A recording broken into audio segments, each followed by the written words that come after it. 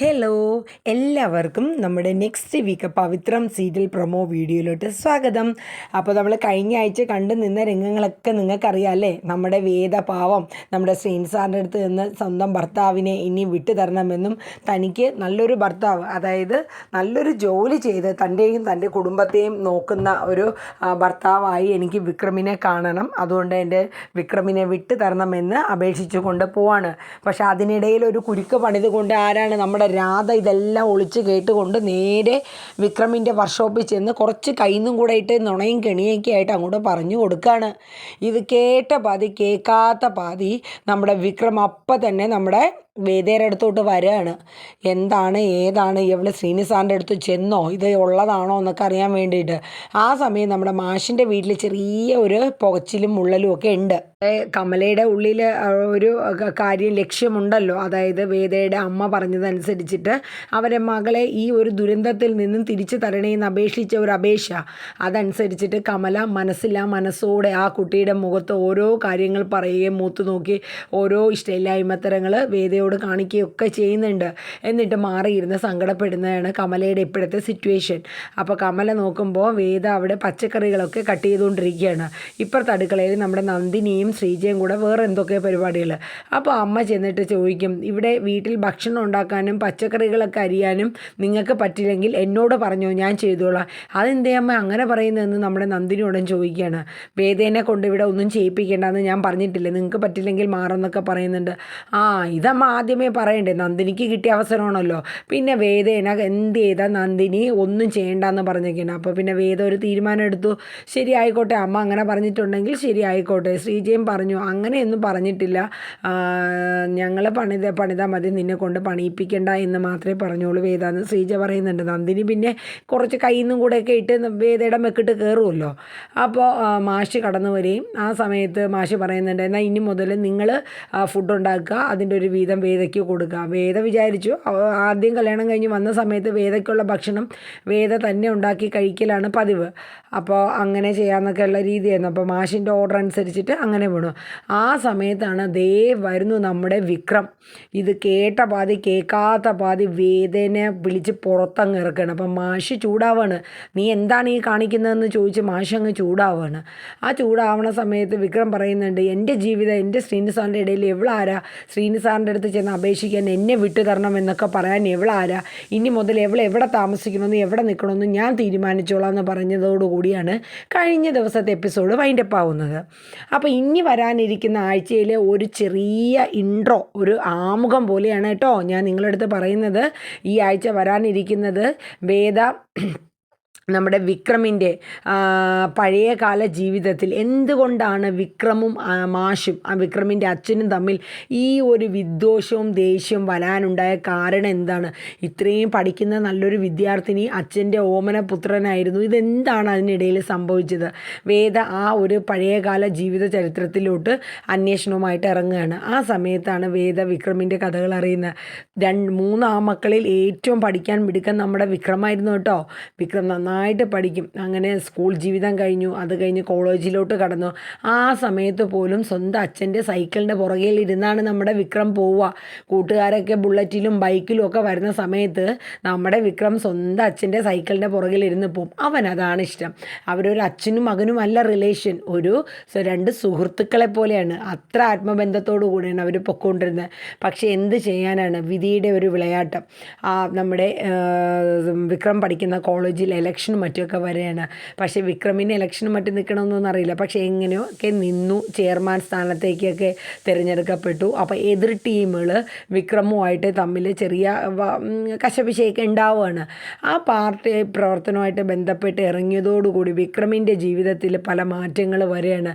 എതിർ ടീമുകൾ യവനെ എങ്ങനെയും ഒരു മോശം ആളായിട്ട് കാണണമെന്നും അതിനെ ചൊല്ലി കോളേജിൽ അടിയും ബഹളവും തർക്കവും എവനും തിരിച്ചു കൊടുക്കുകയാണ്. കോളേജിൽ അടി, വിക്രമും തിരിച്ചു തല്ലുകയാണ്. കൊല്ലുകയാണ്. അങ്ങനെ ആ ഒരു രംഗം അവിടെ സ്റ്റാർട്ട് ചെയ്യാണ്, ഒരു രാഷ്ട്രീയ ലെവൽ അവിടെ സ്റ്റാർട്ട് ചെയ്യണം. അവസാനം എതിർകക്ഷികളെല്ലാം കൂടെ എന്ത് ചെയ്യുന്നു വെച്ചാൽ, ഒരു ദിവസം വിക്രം വീട്ടിലുള്ള സമയത്ത് മാഷി പാടത്ത് എന്താ അവരുടെ വാഴത്തോട്ടത്തിൽ പണിയാണ്. വിക്രമിനെ കുറേ പേര് വന്ന് അങ്ങോട്ട് തല്ലിച്ചതയ്ക്കുകയാണ്. അന്ന് ശ്രീജ കല്യാണം കഴിഞ്ഞ് നിൽക്കുന്ന സമയമാണ്. കമലയും ശ്രീജയും കിടന്ന് നിലവിളിക്കുകയാണ്, വിക്രമിനെ കുറേ പേര് ചേർന്ന് അങ്ങോട്ട് തല്ലല്ലേ ഈ കോളേജിലുള്ള മറ്റേ എതിർ ടീമുകൾ.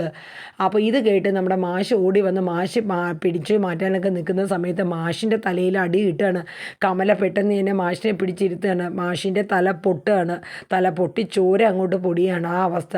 ഇതൊക്കെ കണ്ടപ്പോൾ വിക്രം സഹിക്കാൻ പറ്റാതെ വിക്രം തിരിച്ചങ്ങ് അടിക്കുകയാണ്. അവന്മാരെല്ലാം അടിച്ച് നിരത്തി. അതെല്ലാം കഴിഞ്ഞിട്ട് പിന്നെ വരുന്ന സീനെന്ന് പറയുന്നത്, നമ്മുടെ വിക്രമിൻ്റെ ഒരു കൂട്ടുകാരൻ മാഷിൻ്റെ ഫോണിലോട്ട് വിളിക്കണം. അവൻ്റെ കൂട്ടുകാരനല്ല, കോളേജിലുള്ള ഒരു ആൾ വിളിക്കുകയാണ്.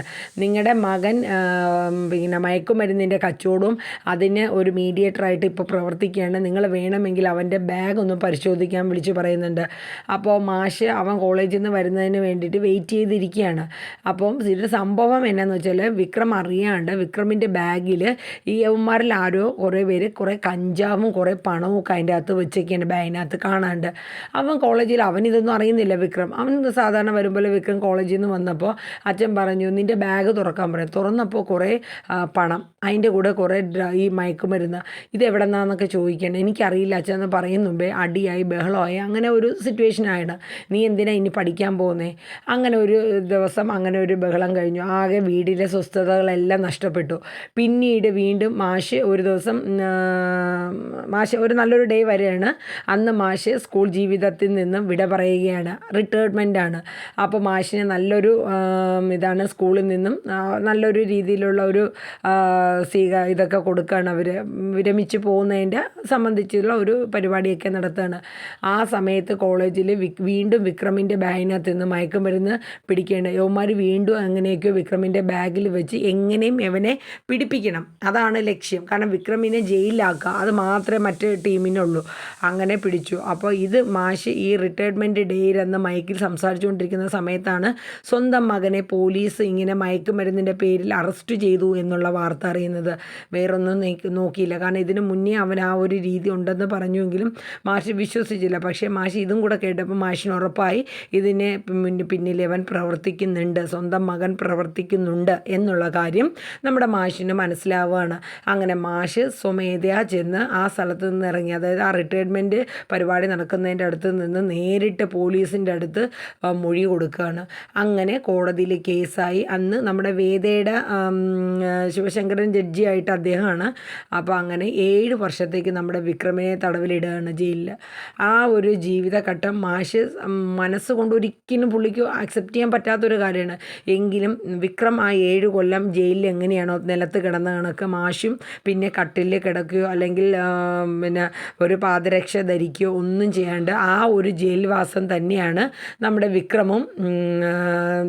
വിക്രമിൻ്റെ അച്ഛനും ആ ഒരു ഇത് തന്നെയാണ് പാലിച്ചു പോയത്. അങ്ങനെ 7 കൊല്ലത്തിന് ശേഷം വിക്രം ജയിലിൽ നിന്ന് ഇറങ്ങിയതിൽ പിന്നെ ഇതുവരെയും മാഷിൻ്റെ മൂത്ത് നോക്കുകയോ അല്ലെങ്കിൽ ഒരു രണ്ടുപേരും അവർ തമ്മിൽ ഒരു സംസാരം, നല്ല രീതിയിലുള്ള സംസാരം ഉണ്ടായിട്ടില്ല. കാരണം സ്വന്തം മകന് വേണ്ടി സാക്ഷി പറഞ്ഞ ഒരു അച്ഛൻ എന്ന രീതിയിലുള്ളൊരു വെറുപ്പ് വിക്രമിൻ്റെ ഉള്ളിൽ, ആ ഒരു ദേഷ്യം ഉണ്ടായിപ്പോയി.